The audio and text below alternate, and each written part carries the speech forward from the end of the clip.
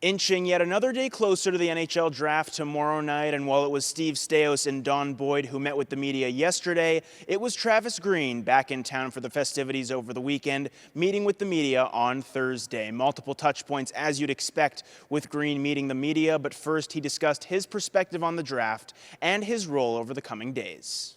Definitely different when you're used to going to the draft for a long time, and obviously it's been that way. I'm kind of anxious, looking forward to seeing how it goes tomorrow.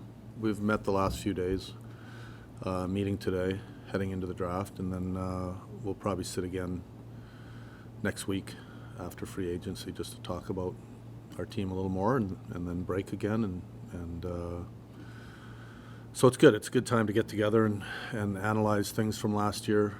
We've had some time to decompress and think about our group and where we can improve, really. That's the whole point to this week's meetings. Along with the details of the draft, Green also touched upon improving the defensive aspect of the team's play like they had over the course of the season, and once again improving the offensive side of things going into next year.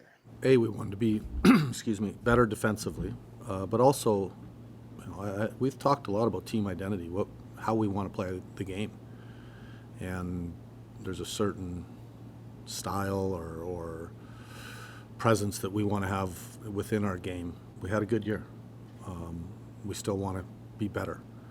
And as coaches, it's going to be our job to push our team to be better next year. But I also talk about our team in a way that maybe I haven't with other teams. They're coachable. They're very coachable. And they respect coaching. You can be very honest with our players, which isn't always the case, and they will accept criticism, constructive criticism. And for me, I haven't had where I've had a whole team be this coachable. With that also comes continuing to establish the culture that was put in place last year and enhancing that going into next season, also looking at the improvements on the individual sides of the players going into next year.